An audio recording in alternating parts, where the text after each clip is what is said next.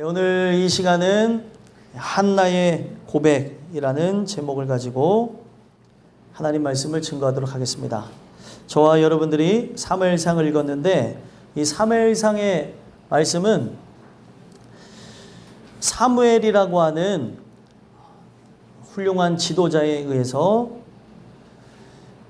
바로 왕정시대가 어떻게 연결이 되어야 되는지를 설명해 주고 있는 책이 바로 사무엘상입니다.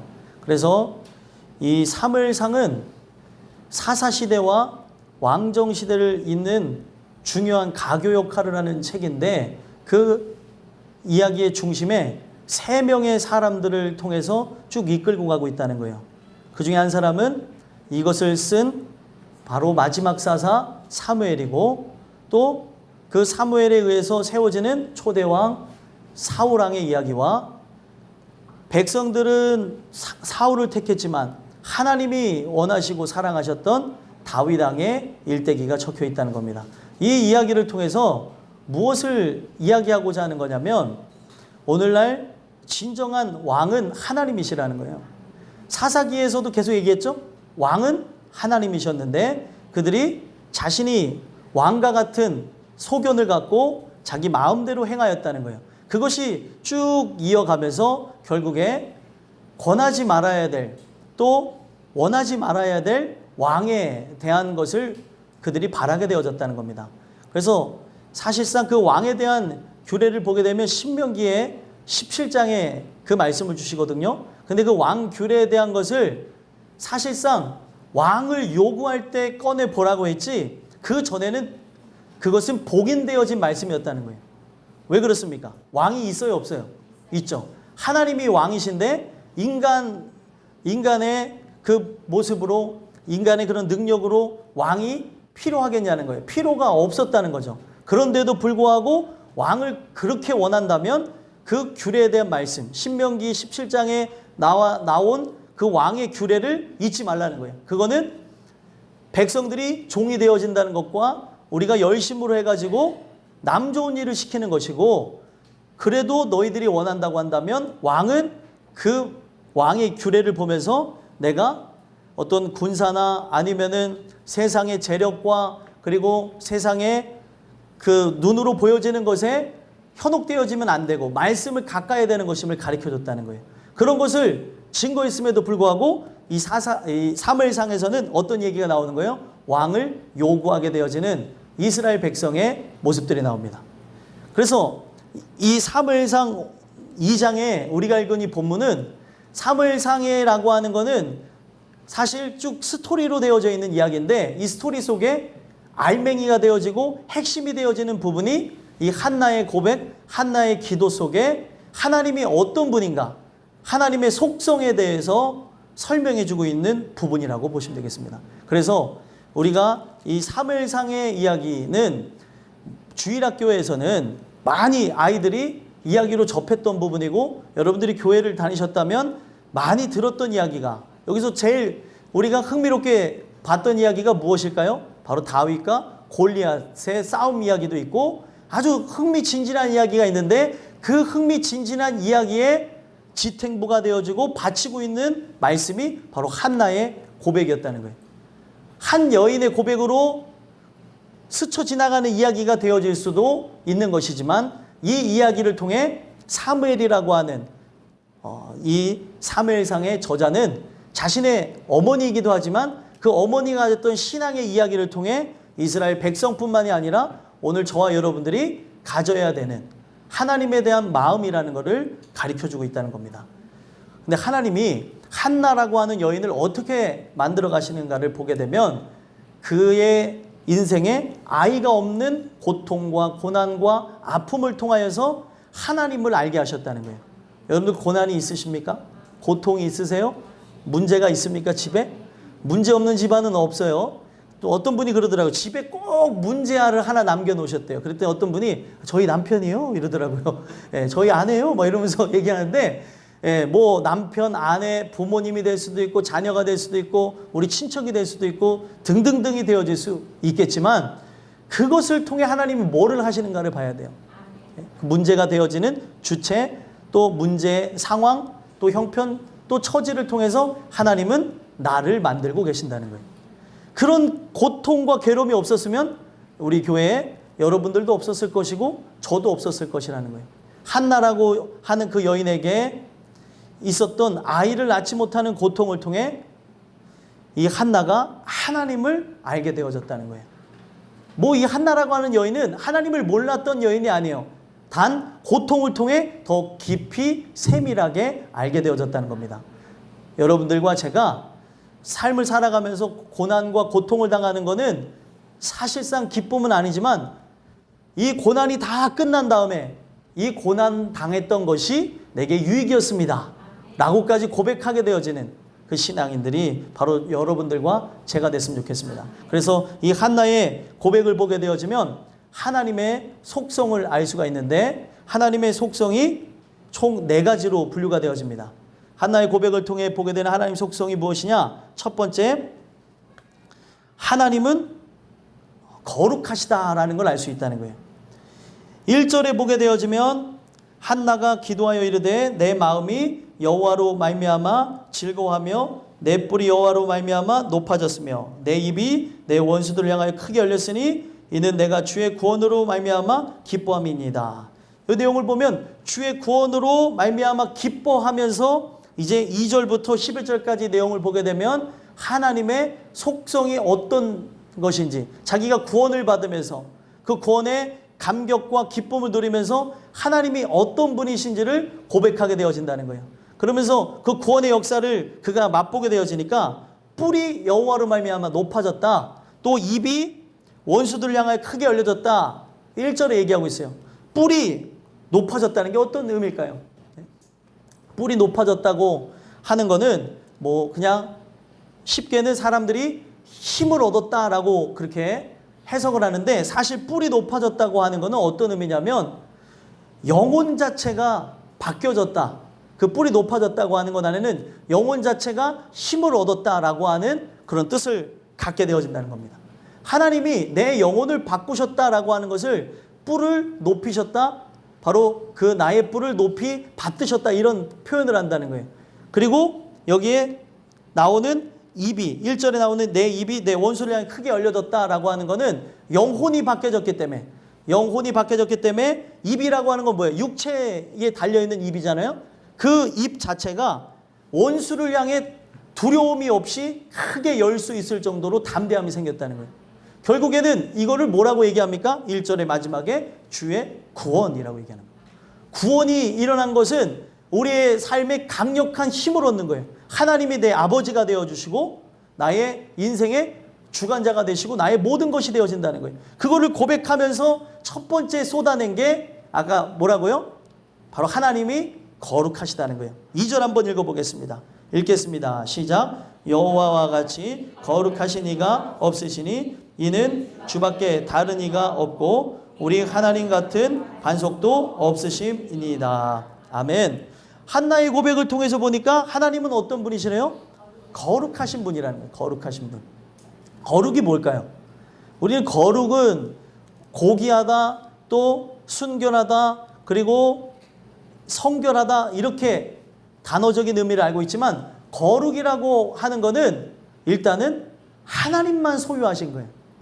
인간은 소유할 수가 없는 게 거룩입니다.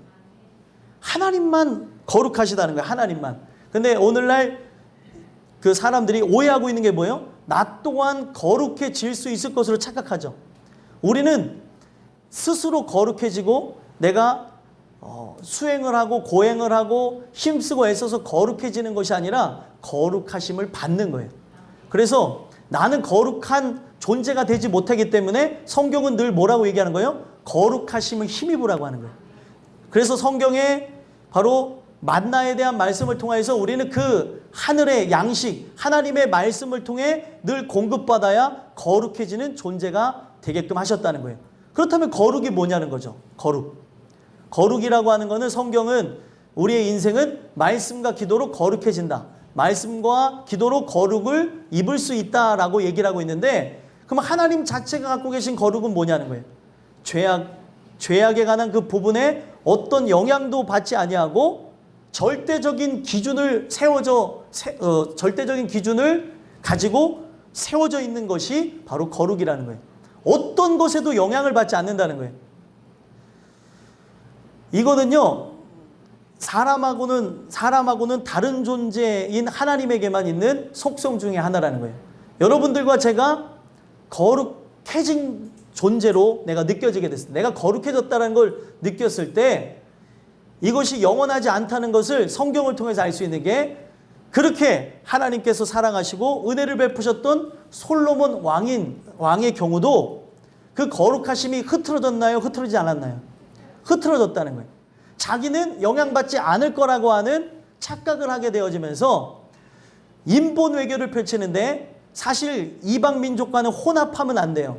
근데 혼합을 했던 이유는 전쟁을 안 하고 그들과 함께 화친을 맺고 잘 지내겠다는 생각에 이방 여인을 왕비로 삼으면서 나갔던 것이 어떻게 되어집니까? 한 여인이 들어오고 두 여인이 들어오고 영향을 받지 않겠지 하면서 했던 그 죄악의 역사가 1000명의 여인이 아내가 되어지는, 대단하신 분이에요. 1000명의 그 아내와 함께 살던 그런 모습이 나온다는 거예요. 그러면은 그 내용을 통해서 알 수 있는 게 무엇입니까? 그냥 아내만을 만난 게 아니라 그 아내와 함께 했던 신이 함께 왔다는 거예요. 그러면은 우리가 유추해 볼 때 그 신을 하나씩 신상을 세워줬다고 하면 몇 개의 신전을 세웠겠어요? 1000개. 백성들이 불만이 터진 것도, 아니 하나님을 섬긴다고 하는 왕이 왜 맨날 신전만 짓고 있냐는 거예요. 그리고 그들이 지낼 만한 별채만 계속 짓고 있고, 그게 나중에 불만이 가중되어지다가 결국에 그의 아들 르호보암 때에 뻥 하고 터진 거예요. 불만이 쌓이다가 그 왕에게는 절대적으로 그 자신들의 그런 생각을 말할 수가 없었지만, 왕이 바뀐 상황에서는 충분히 얘기할 수 있었던 거라는 거죠. 결국에 인간은 이 거룩해진 것을 늘 공급받아야 되는 것이지, 거룩함을 유지할 수 있는 존재가 아니라는 거예요. 공급받아야 되는 거예요. 차는 뭐가 있어야 갑니까? 기름이 있어야 되는 것처럼 우리는 거룩하심을 입어야 가게 되는 거라는 겁니다. 그래서 하나님만 죄에 대해서 영향을 받지 않고 절대적인 기준이 되어져서 바로 그 분이 우리가 바라봐야 될 대상, 바로 믿음의 대상이라는 것을 가르쳐줬다는 거예요. 그리고 이 거룩한 분에 대해서 이전에 중반에 얘기하는 게 뭐예요? 주밖에 다른 이가 없다는 거예요. 하나님만 거룩하다는 거예요. 하나님만. 이 세상 그 어떤 신도 거룩한 신이 없습니다. 그냥 사람의 형상에 의해 만들어진 신, 사람이 닮고 싶은 것을 했겠지만 거룩하지를 못했다는 거예요. 스스로도 권해내지 못하는 신들을 오늘도 섬기며 거기서 절하고 빌고 있고 하는 사람들의 모습을 봅니다. 하나님만 거룩하시다는 거예요. 그리고 그 하나님은 어떤 분이라고 나와졌어요? 이전에 반석과 같다는 거예요. 주님과 같은, 그 하나님과 같은 반석도 없으심이니다. 왜 그분이 반석으로 비유가 됐어요? 흔들림이 없는 장소라는 거예요. 반석에 대한 부분을 보게 되면, 무거운 반석이 여러분들 이게 흔들리나요? 안 흔들리나요? 무거운 거는 안 흔들리죠. 제가 옛날에 잘못되어진 기사를 보고 놀랬던 적이 있는데, 울산 바위가 굴러 떨어졌다고. 뭐 그런 얘기 못 들어보셨어요? 누가 이 흔들바위를 흔들었고 굴러 떨어졌다는 거여서 진짜인가 해가지고 엄청 놀랐는데 거짓말이더라고요. 제가 그걸 보면 놀랐는데, 사람들은 그 바위를 흔들 수 있을 것 같아서 늘 흔들잖아요. 그래서 그런 괴짜적인 생각을 갖고, 저 어떤 나라에 보니까 그게 굉장히 오래된 돌이 있었대요. 탄소 연대를 측정해 봤더니 오래된 돌이라고 해서 이거 밀 수 있을까 하고 밀면 안 되는데 밀었더니 그 절벽 아래로 떨어져 가지고 그 친구들이 다 감옥 갔다는 얘기를 들었습니다. 아니, 이런 세상의 돌들은 사람의 힘으로 밀리는 것도 있고 안 밀리는 것도 있어요.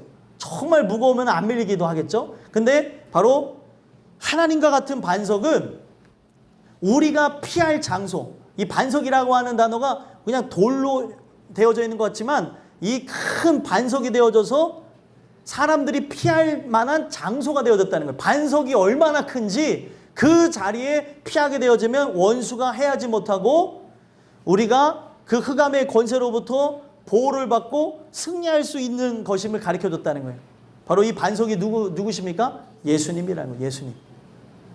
오늘 우리가 이 내용을 통해서 살펴봐야 되는 것은 그분과 같은 반석이 없다는 거예요. 우리의 인생의 유일한 피난처가 되신다는 거죠. 왜 유일한 피난처가 되어져요? 우리는 육체를 입고 있어서 금방 세속화되어집니다. 진짜 신기한 거는 여러분들 아이들만 봐도 알잖아요. 음악에 막 들썩들썩거리는 음악을 듣고 자란 아이들 보면은, 제가 아까 전에도 제 아내랑 봤는데, 아침을 먹으려고 앉아 있는데 어떤 아이가 이렇게 모자를 딱 쓰고 있는데 음악이 땅땅땅, 제가 자주 가는 장소는 맥도날드입니다. 맥도날드에 아침 먹으러 딱 갔는데 거기 땅땅땅 음악 나오니까 애기 모자 쓴 애가 턱턱턱 이러고 가더라고요. 그거 보고 얼마나 무서운, 이게 이제 계속 그 음악을 듣다 보니까 세속화되어져서 그냥 음악이 나오면 몸이 흔들흔들거리는 거예요. 이게 음악에 따라 흔드는 것에 따라 연대를 알 수 있다고 하잖아요. 세대를. 어르신들은 뽕짝이 나와야 좀 흔들고 아이들은 힙합이 나와야 흔들더라고요. 죄송합니다. 어르신들이 많으신데. 그게 본능이라는 거예요. 그렇게 자꾸 나도 모르게 익숙해져서 그렇게 되어진다는 거죠. 왜 피난처로 삼으셨겠어요? 그 분에게만 가야 거룩해질 수 있는 거예요. 우리가 십자가 밑으로 나아가야지만 거기서 새롭게 하심, 거룩해 하심을 입을 수 있다는 겁니다. 오늘 우리가 주일날 모이게 되어진 건 이유가 딱 하나예요. 왜 모였어요? 거룩하심을 입기 위해서. 그 말씀을 우리가 듣고 난 이후에 그 말씀을 붙잡고 기도하는 삶을 통해 하나님이 내 인생에 개입해 주시고, 나의 올라오는 그 정욕을 하나님께서 중재하셔서 하나님의 뜻에 따라 순복하며 열매 맺는 신앙이 되게 하셨다는 거예요. 소망하기는 이 한나가 고난이라고 하는 걸 통해 하나님의 거룩하심을 알게 되어졌습니다. 저와 여러분들 또한 고난당한 것을 불평불만만 하지 마시고 우리의 삶의 그 고난을 통해 이 거룩하심을 더욱더 깊이 알게 되어지고, 이 거룩하심에 대한 그 부분들이 저와 여러분들의 고백이 되길 간절히 소망합니다. 두 번째로는요, 한나의 고백을 통해 하나님이 어떤 분이신 것을 알 수 있느냐, 바로 하나님은 전지하시다라고 하는 것을 알 수 있다는 거예요. 3절 한번 읽어보겠습니다. 읽겠습니다. 시작. 심히 교만한 말을 다시 하지 말 것이며 오만한 말을 너희 입에서 내지 말지어다. 여호와는 지식의 하나님이시라 행동을 달아보시느니라. 아멘. 여기 보니까 여호와는 어떤 하나님이래요? 지식의 하나님이라고 얘기하고 있어요. 지식의 하나님이라고 하나님을 이렇게 정의를 내린 이유가 있어요. 여러분, 지식은 뭐를 통해서 얻죠? 배움을 통해서 얻는 거죠. 그래서 우리의 지식에 대한 욕구가 우리 인간은 다 있어서 웬만하면은 나이 드신 분들이건 아니면은 젊은 분들이건 뉴스라는 걸 봐요. 세상에 돌아가는 새로운 정보와 지식을 알고자 뉴스를 접하는 거예요. 이게 본능에서 일어나는 겁니다. 근데 이 세상에 그 배움에 대한 욕구가 사람에게는 꽉 차 있어서 안 배우겠다는 사람도, 듣기 싫다고 하는 사람도, 또 알고 싶지 않다는 사람도 그 본능에 의해서 자기도 모르게 계속 배워나간다는 거예요. 우리는 태어남과 동시에 죽을 때까지 배우다가 죽는 존재입니다. 그렇죠? 40대 때에 알 수 있는 것과 50대 때 알 수 있는 게 다르죠? 아무리 설명을 해도 30대는 50대의 몸 상태를 몰라요. 그렇습니까? 안 그렇습니까? 그래요. 그러면 제가 어떻게 30대인데 이런 얘기를 하냐? 아파 보니까 조금 약간의 심정을 알 것 같더라고요. 얼마나 힘드실까? 그런 생각도 해봤어요. 막 힘드니까 숨 쉬는 것 자체도 힘들 수도 있겠다. 그렇죠. 숨 쉬는 것 자체가 힘들 수도 있어요. 왜 제가 이런 얘기를 하게 되냐면, 사람은 끝까지 배우면서 살기 때문에, 또 이거는 그냥 내가 살아가면서 터득하게 된 건데, 사람은 또 희한한 거는 이것도 의를 내세우게 돼요. 내가 이거를 또 나는 이렇다 저렇다 하면서 그렇게 얘기를 하는데, 우리가 이 세상의 그 많은 배움에 대한 욕구가 어디로 바뀌어져야 되냐면 하나님을 아는 지식의 충만으로 바꿔져야 된다는 거예요.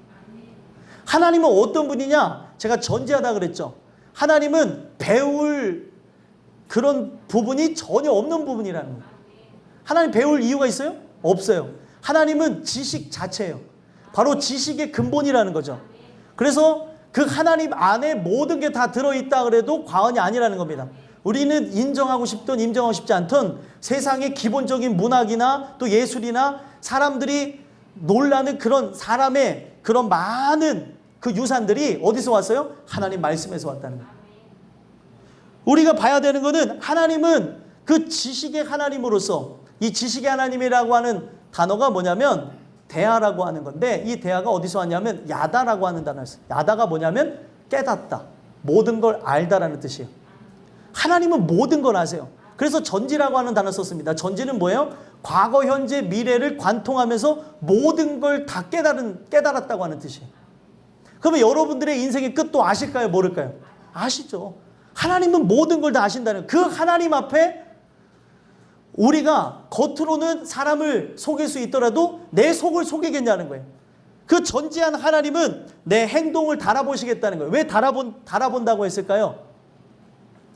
사람들의 눈으로는 행동은 진짜처럼 비춰질 수 있습니다. 그래서 하나님의 절대적인 기준, 거룩의 기준에 달아보겠다는 거예요. 이게 진짜인지 가짜인지. 성경은 우리에게 뭐를 얘기하고 있냐면, 다니엘서에 보게 되면 다니엘서 5장에 벨사살의 최후를 맞이하는 그 장면이 있습니다. 거기에 벨사살이 죽게 되어질 때 그가 향연을 베풀면서 그 하나님의 그 전지하심과 전능하심을 무시하고 성전의 기명을 갖다가 거기다 술을 퍼마시고 할 때 벽에 글씨가 새겨져요. 메네메네 데겔 우바르신이라고 하는.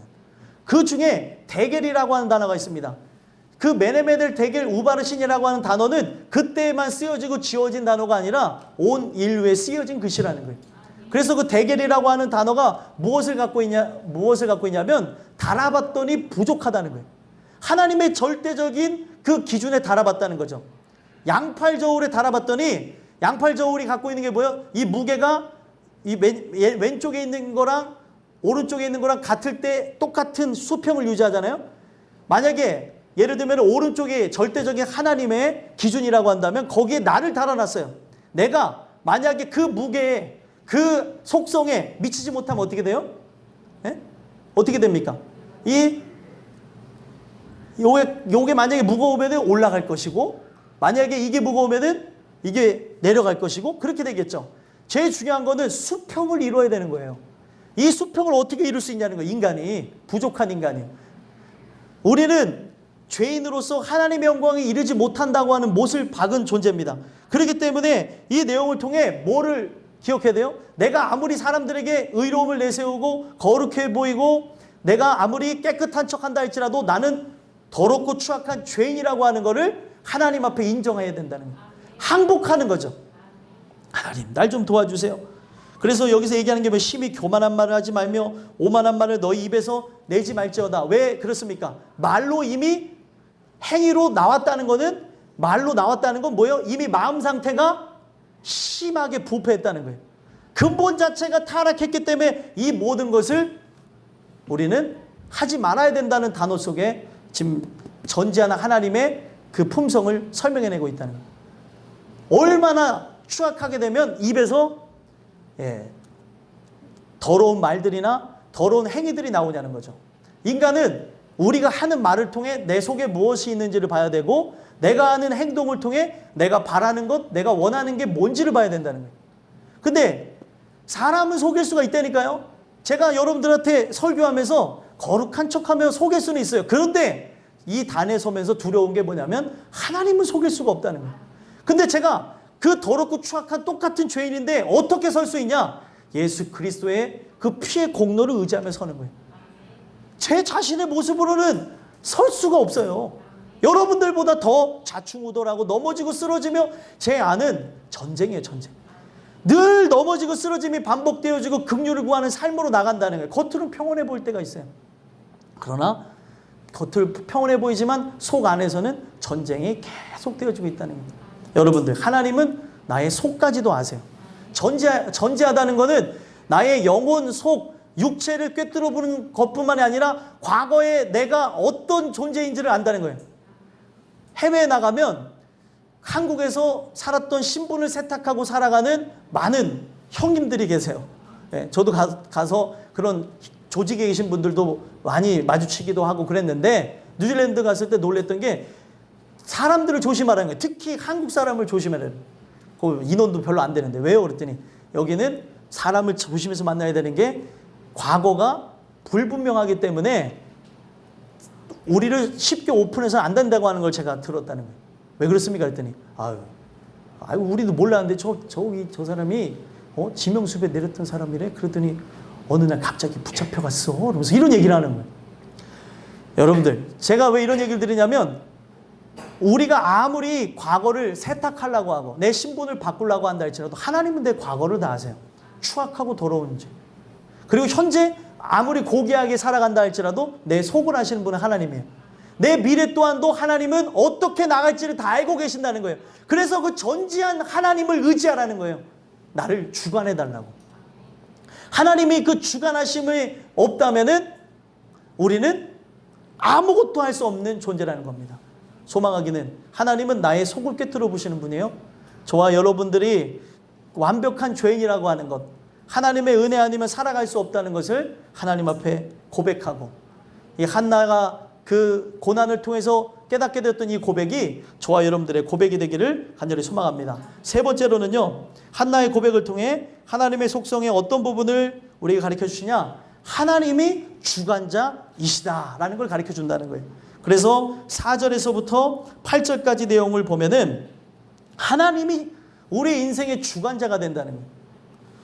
그 하나님이 주관자라고 하는 거는 모든 걸 결정하고 인도하는 인도주시오, 우리의 목자가 되어주시고 바로 우리를 가이딩하는, 가이드해 주시는 분이라는 거예요.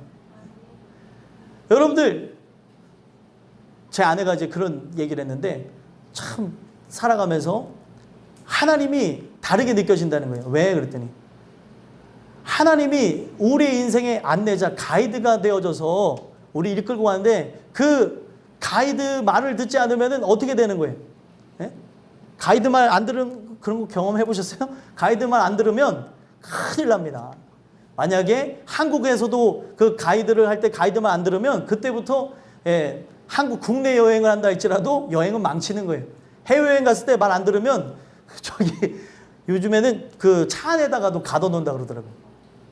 그런 얘기를 하는, 아니신 분들도 있지만, 왜 그러냐면 가이드에 따라서 우리의 짧은 일정의 여행도 재밌게도 되어지고 재미없게도 되어지고 거기에 갇히기도 하고, 극단적으로는 그런 여행이 될 수도 있는데, 우리의 인생의 가이드가 되시는 분은 누구예요? 하나님이시라는, 하나님, 예수 그리스도. 그분이 나의 인생이라고 하는 여행을 이끌고 가시는 거예요. 그분의 말을 듣지 않으면, 말 안 들으니까 재미없는 장소로만 가고, 진짜 말 안 들으니까 어디로 가요? 어제 저기 가서 이 가이드 말 잘 들을 수 있는 장소, 사망의 음침한 골짜기를 이렇게 지나는 거예요. 우리가 바로 그분을 전적으로 의지해야 된다는 거죠. 오늘 하나님께서 주관자라고 하는 거를, 오늘 우리는 그의 긍휼을 구하며 인도하심을 받아야 되는 존재라는 걸 가르쳐 주신다는 겁니다. 그래서 4절에도 보면, 4절 한번 읽어볼까요? 읽어보겠습니다. 시작. 용사의 활은 꺾이고 넘어진 자는 힘으로 띠를 띠도다. 아멘. 용사의 활은 어떻게 된다고요? 꺾인다. 용사의 활이 꺾여야 돼요? 꺾이지 말아야 돼요? 꺾이지 말아야 이 화살을 조준해서 적군을 쓰러뜨릴 수 있는 거죠. 근데 용사의 활을 왜 꺾는다는 거예요? 주관자가 하나님이라는 거예요. 내 힘으로, 내 능력으로 싸움에 승리하려고 그러고 이기려고 하는 그것은 결국에 패배만 불러올 뿐이라는 걸 가르쳐 주는 것입니다. 하나님이 주관자라는 거예요. 그래서 하나님을 전적으로 의지하게끔 하나님이 어떻게 해요? 넘어져서 긍휼을 구하는 자라면, 내가 힘이 없다고 하는 자라면 힘으로 띠를 띠게 하시겠다는 거예요. 여러분들 전쟁에서도 이 허리를 보호하는 차원도 있겠지만 큰 벨트를 찹니다. 큰 벨트를 차는 거는 무거운 방패와 칼을 들고 장시간 동안 싸우기 위함이라는 거죠. 하나님이 바로 나의 그 힘의 근원이 되어 주신다는 거예요. 그분이 근원이시는 것뿐만 아니라 우리가 그의 긍휼을 구해야 되는 인생인 것을 우리의 삶에 그냥 당연하게 바라보는 그것을 통해 다시금 돌아보라고 하는 내용을 얘기하고 있는 거예요. 우리가 예수를 떠나서 하게 되어진 성공이라면, 기도하지 않고 한 성공은 스펄전 목사님이 다시 망하게 될 수도 있다는 것을 전제해야 된다는 거예요. 왜 그러냐면 전능한 하나님과 상관없이 내가 내 의를 주장하고 잘났다고 하는데 어떻게 살아남을 수 있겠습니까? 하나님께서 주관자라고 하는 것을 우리의 삶의 무너뜨림을 통해서 나약하게 하심을 통해서 그 분을 의지하게끔 하기 위해 이것을 진행하신다는 거예요. 그래서 여러분들 이것이 이 땅에서 일어나는 게 복이지 심판대에서 결국에 꺾여지는 인생이 되어진다면 불행한 인생이라는 거예요. 그래서 여러분들의 삶의 고난이 여전히 있는 이유가 나를 꺾이셔서 오늘도 그 은혜 아래 긍휼과 하는 삶이 되게 하기 위해 이것을 이렇게 진행하신다는 거예요. 활이 꺾였다는 건 의지가 꺾였다는 거고 똑같은 거예요. 활이 없는데 싸울 의지가 있겠습니까? 못 싸워 나간다는 거예요. 하나님께서 우리의 삶에 많은 의지를 꺾으시죠. 예? 내가 해봐야겠다. 한번 다시금 힘을 내야지. 아자 하고 3일 이상을 가기가 힘들어요. 저도 풍족한 몸을 갖고 있었는데 자 다이어트 오늘부터 시작하면 자 내일부터 시작. 그래 요거 한 끼만 먹고 시작. 요거 2번만 먹고 시작. 이러면서 많으신 분들은 모르겠지만 저와 같이 좀 평수가 넓으신 분들은 그런 고통. 그걸 보면서도 느끼는 게 그냥 하나님께서 느끼게 하는 게 뭐냐면 내 결단도 되지 않는다는 거예요. 내 결단, 내 의지는 꺾이게 하셔서 작은 거 하나부터 그 10개까지 다 하나님을 의지하게 만든다는 거예요. 어떤 분이 그러더라고요. 어떤 분이 자꾸 뭐를 끊는다고 하는데 못 끊어요. 그러길래 제가 답변해 드렸어요. 못 끊어요. 못 끊어. 하나님이 은혜 주시자는 못 끊어요. 근데 끊고 싶다고 하는 거를 그렇게 표출하는 걸 그냥 이해하시고 기도해 줘야 된다는 제가 그런 얘기를 들었던 기억이 납니다. 오늘 우리의 삶에 중요한 거는 하나님은 내 의지를 꺾으면서 당신을 의지하라고 얘기를 하고 계신다는 거예요. 저와 여러분들이 모든 인생의 주관자가 하나님이라는 걸 기억했으면 좋겠습니다. 그 분이 내 머리가 되어질 때, 주관자가 되어질 때 여러분들의 삶에는 소망이 생겨나고 내가 절망 중에도 기쁨과 희망이 넘쳐난다는 걸 기억하셨으면 좋겠습니다. 그 비슷한 내용을 또 5절에도 얘기하는 거예요. 5절 한번 읽어보겠습니다. 시작. 풍족한 자들은 양식을 위하여 품을 팔고 줄이던 자들은 다시 줄이지 아니하도다. 전에 임신하지 못하는 자는 7을 낳았고 많은 자녀를 둔 자는 쇠약하도다. 아멘. 지금 하나님이 아닌 자신에 의해서 자신이 주관자가 되어져서 지금 풍족했던 자들 그리고 많은 자녀를 둔 자들은 어떻게 하겠다는 거예요? 하나님께서 쇠약하게 하시겠다, 돌리시겠다, 그리고 고통을 주겠다라고 하는 얘기를 하고 있어요. 왜 이런 얘기를 왜 하셨겠습니까? 하나님이 주관자라는 걸 잊지 말라는 거예요. 그래서 풍족한 자들이 양식을 위하여 품을 팔게 되어진다라고 하는 거는 오늘날 여러분들 내가 입에 풀을 칠한다고 말할 정도까지 여러분들이 변변치 못하게 생활하신다 하더라도 그 먹는 걸 감사하셔야 돼요. 하나님께서 이거를 이끌어 가신다는 거죠. 그래서 풍족한 자들은 하나님께서 쇠약하게 하는 걸 통해서 품을 파는 것으로 하나님이 주관자구나. 하나님이 우리 인생의 전부가 되시는 거구나 라고 하는 것을 알게 하시고 전에 임신하지 못하는 자들에게는 7을 주시는 걸 통해 그 7이 낳았다는 건 어떤 의미를 갖겠어요? 얼마나 하나님을 찾았겠어요? 예? 낳지 못했던 자였는데 7이나 낳았다는 것은 계속해서 하나님을 찾았다는 걸 의미하는 겁니다. 하나님께서는 이 모든 부분에서 뭐를 바꾸는 거예요? 주관자, 머리를 바꾸는 거를 우리의 삶의 고난과 고통, 역경을 통해서 하는 거예요. 내가 모든 걸 결정하죠. 내가 모든 걸 이끌어 나가죠. 내가 모든 것의 주체가 되어지죠. 이것이 하나님의 말씀을 통해 은혜를 통해 바뀌어지는 거예요. 그래서 여러분들 하나님께서 우리에게 순순히 하나님의 말씀을 통하여서 돌아오게 하실 때 순복하셨으면 좋겠고요. 하나님은 수단과 방법을 가리지 않고 당신이 주관자가 되어져서 저 영원한 천국으로 드리는 분이다라는 것을 우리에게 뼛속 깊이 알게끔 하기 위해 많은 것들을 사용해서 일하신다는 거예요. 여러분들이 이것을 알게 되어지는 은혜가 있었으면 좋겠습니다. 그러면서 하나님이 어떤 분이세요? 6절도 읽어보겠습니다. 읽겠습니다. 시작. 여호와는 죽이기도 하시고 살리기도 하시며 수월에 내리기도 하시고 거기에서 올리기도 하시는도다. 아멘. 사람들은 죽는 걸 문제로 따지죠. 성경은 죽는 걸 문제로 따지지 않습니다. 죽은 다음에 어디를 가느냐가 문제라는 거예요. 그래서 이 성경에 보게 되면 죽이기도 하고 살리기도 하신다고 하는 내용을 통해 우리가 기억해야 되는 건 뭐냐면 만약에 지옥 간 인생이라고 하면 이미 그 사람은 죽은 상태에서 지옥에 간 거예요. 그렇죠?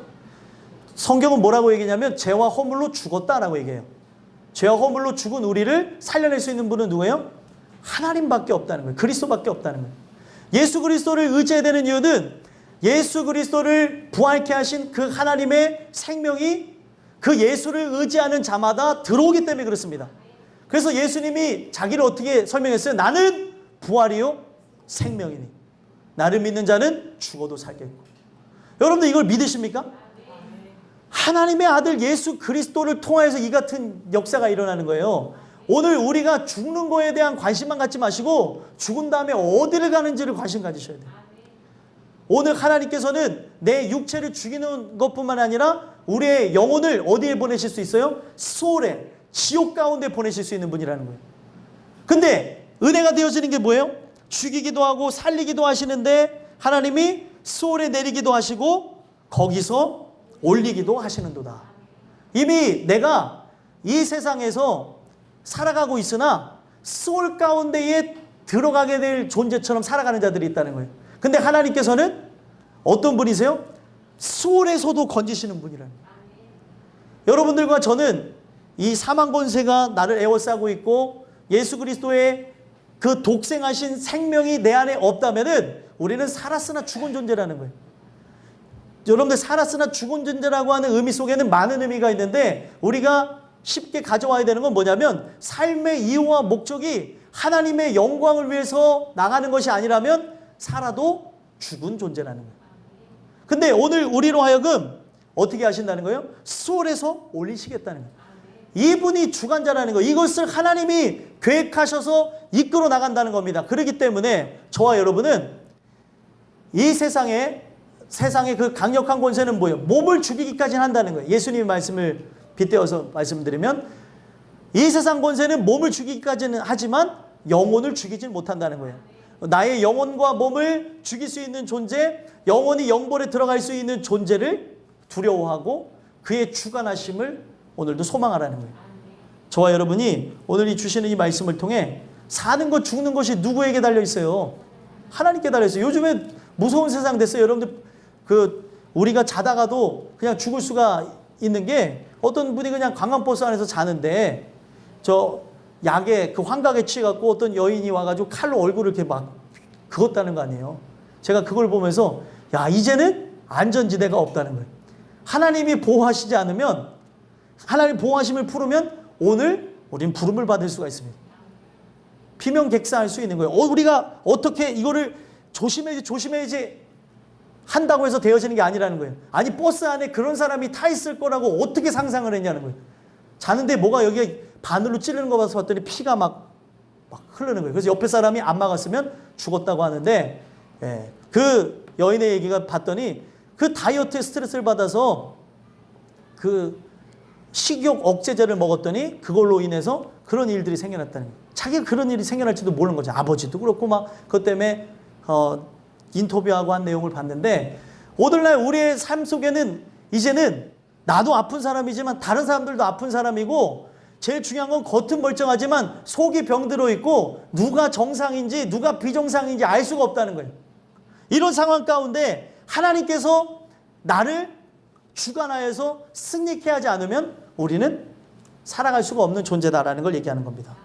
그리고 7절 8절 함께 읽어보겠습니다. 읽겠습니다. 시작. 여호와는 가난하게도 하시고 부하게도 하시며 낮추기도 하시고 높이기도 하시는도다. 가난한 자를 진토에서 일으키시며 빈궁한 자를 거름더미에서 올리사 귀족들과 함께 앉게 하시며 영광의 자리를 차지하게 하시는도다. 땅의 기둥들은 여호와의 것이라.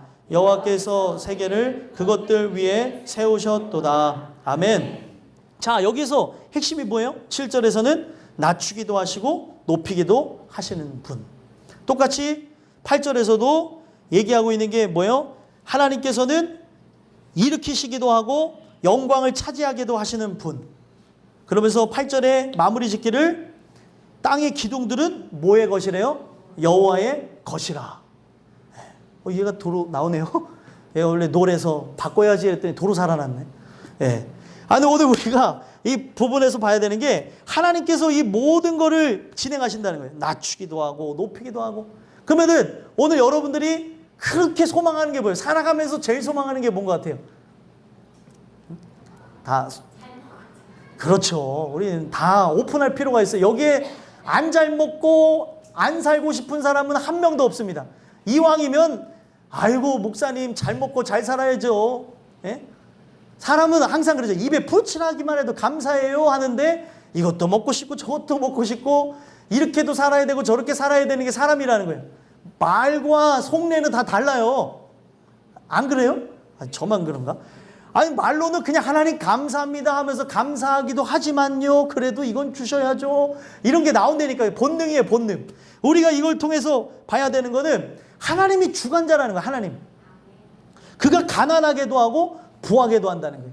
근데 여러분들, 우리의 삶이 조금 고난과 역경과 고통 속에 우리의 삶이 사람들이 눈에 봤을 때 혹 재물에 관한 부분들이 연약해서 우리가 빈곤할지라도 제일 중요한 것, 천국의 주인 되어 주시고 인생의 주제 되시는 그 하나님이 나를 택하시면 되는 거예요. 여러분, 성경은 그렇게 얘기합니다. 가난한 자가 뭐를 얻게 되어진대요? 천국을 얻게 되어진다고 얘기하고 있어요. 그 가난하다고 하는 게 뭐냐면 실제적으로 우리가 육체적으로 가난하다는 게 아니라 나는 천국에 들어갈 만한 형편이 못 된다는 거예요. 나는 천국에 들어갈 만한 값을 지불할 수가 없습니다. 아니, 어떤 사람들이 그러잖아요. 여기는 어떤 사람들이 들어와야 되고 어떤 형편이 있어야 들어올 수 있습니다 라고 하는 것이 이 땅에 어떤 집에서도 있는데, 이 타워에 들어오려면 이런 형편을 가져야 됩니다. 뭐 재정 상태까지 다 확인하면서 사람을 받는 걸 보게 되어지는데, 중요한 거는 천국은 어떻게 했냐는 거예요. 천국은 나는 할 수 없습니다. 나는 못 들어갑니다. 오직 당신이 지불하셔야 들어갑니다라고 항복한 사람들만 들어간다는 거예요.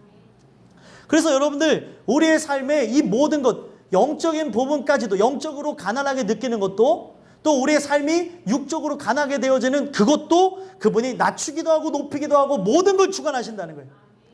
그래서 여러분들, 가난한 자를 진토에서 일으킨다라고 하는 걸 보게 되면 진토가 뭐냐면 먼지 가운데서 일으키시겠다는 거예요. 오늘 우리는 천국에 들어갈 만한 형편이 못 돼요. 근데 가난한 우리, 저 천국을 내가 아무리 온 가산을 다하여도 천국에 들어갈 만한 값을 지불하지 못하는 우리를 일으키시겠다는 거예요. 먼지와 같이 사라질 존재인데 하나님이 자녀 삼으셔서 우리로 하여금 들어가게 하신다니 얼마나 감사해요. 그래서 이 주관자를 우리를 의지하라고 성경은 얘기해 주고 있다는 겁니다. 그리고 빈곤한 자를 어디에서 올리신대요? 거름더미. 거름더미가 여러분들 뭐예요? 냄새나고 오물을, 그리고 더러운 그 장소에서라도 하나님께서 올리실 수 있는 분이에요. 하나님께서는 못하실 수 있는 분이, 그러니까 못하실 것이 없는 분이라는 거죠. 오늘 우리는 이걸 통해서 얘기하고 있는 게 뭐예요? 귀족들과 함께 하시며 영광의 자리를 차지하게 한다는 것은 이 땅에서 높아진다는 게 아니라 저 영원한 천국에 우리를 영광스럽게 들이실 수 있다는 거예요. 그러면서 우리가 봐야 되는 게 뭐예요? 땅의 기둥들은 누구의 것이라고요? 여호와의 것. 땅이 이 기둥을 누가 바치고 있는 거예요? 하나님이 바치고 있는 거예요. 그래서 이 세상에 그 부하게 되어진 자들, 권력이 있는 자들, 힘 있는 자를 부러워하지 말라는 거. 하나님이 그 땅의 주인이기 때문에, 그 기둥을 하나님이 세우셨기 때문에 기둥이 무너지면 뭐예요? 이 땅은 언제든지 무너질 수 있다는 겁니다. 이 땅에 있는 모든 권력과 힘과 그리고 사람들이 갖고 있는 그 재력과 갖고 있는 능력들은 하나님의 이 소유 안에 있는 것이기에 다 하나의 재같이 사라질 수 있다는 걸 얘기하는 거예요. 이분이 주관자라는 거죠. 이 주관자를 의지해야 영원한 천국에 갈 수 있다는 걸 우리에게 설명해 주는 거예요. 그리고 온 세계를 그것들 위에 세우셨도다. 기둥 위에 세계를 세우셨다는 거예요. 그리고 여기에 땅이라고 하는 거는 이 세상, 지구를 얘기도 하고도 있지만 이 땅은 누구도 얘기하는 거예요? 바로 내 자신도 얘기를 하고 있다는 거예요. 우리 자신의 기반을 하나님이 쥐고 계신 거예요. 그분이 나를 붙잡아줘야 내 마음의 땅이 무너지지 않습니다. 여러분들이 관심을 갖던 관심을 갖지 않던 여러분들의 마음을 하나님께서 잠잠케 하셔야 잠잠하게 되는 거예요. 요동치는 거 한번 경험해 보셨나요? 저도 경험해 보는데 늘 경험해요, 저는. 근데 요동치는 이 마음을 하나님만이 잠재우실 수 있다는 거예요. 우리는 세상을 향해 분노와 또 시기심과 질투와 그리고 악독과 그리고 패역과 그리고 내 안에 올라오는 그런 많은 탐욕과 이 정욕들을 어떻게 멈추겠냐는 거예요. 풍랑이 일듯이 막 바람이 불어서 일어나게 되어지면 이걸 잠잠케 할 수 있는 분은 예수 그리스도의 말씀밖에 없다는 거예요. 그분이 주관자라는 거예요. 그래서 그의 말을 듣고 인도하심 속에 나가지 않으면 우리는 살 수가 없다는 걸 얘기하는 겁니다.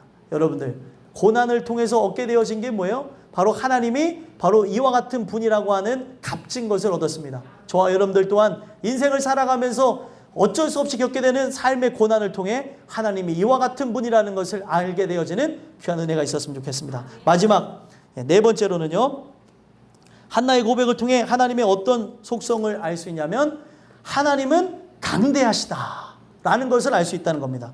그래서 9절 10절 한번 읽어보겠습니다. 읽겠습니다. 시작. 그가 그의 거룩한 자들의 발을 지키실 것이요 악인들을 흑암 중에서 잠잠하게 하시리니 힘으로는 이길 사람이 없음이로다. 여호와를 대적하는 자는 산산이 깨어질 것이라. 하늘에서 우레로 그들을 치시리로다. 여호와께서 땅끝까지 심판을 내리시고 자기 왕에게 힘을 주시며 자기의 기름 부음을 받은 자의 뿔을 높이시로다 하니라. 아멘. 여기 보게 되어지면 하나님이 강대하시다라고 하는 걸 알 수 있어요. 왜 강대하다고 얘기를 하냐면 여러분들, 우리 인생이 아무리 힘과 능력이 있을지라도 죽음이라고 하는 그런 큰 산을 넘을 사람은 없어요. 근데 죽음까지도 정복하신 분이 누구예요? 바로 예수님이라는 거죠. 그래서 9절에 보니까 그가 그의 거룩한 자들의 발을 지키실 것이다. 거룩한 자들은 누구의 발자취를 따라갑니까? 예수께서 걸어가신 발자취를 보며 그 발자국을 나 또한 그대로 밟아가며 가는 거예요. 근데 그 발자국을 밟아가면서 나가는, 그 말씀에 의해서 나가는 사람들은 결국에 뭐예요?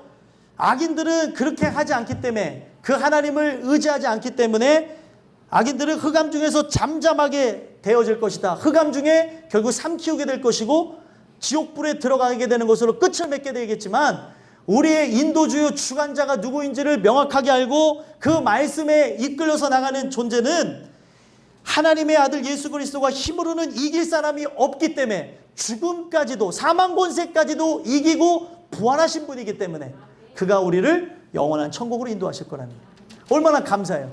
그분이 그렇게 강대하신 분이라는 거죠. 오늘 우리가 다른 걸 의지하는 게 아닙니다. 세상에 자꾸 우리는 건강을 의지하고 우리의 돈과 명예와 권력과 권세와 눈으로 보여지는 것, 또 우리의 마음을 채울 수 있는 그 육체의 것들을 의지하는데, 우리가 의지해야 될 분은 하나님 한 분이시라는 거예요. 강대하신 분. 강대가 뭐예요? 강하고 크신 분이라는 거예요.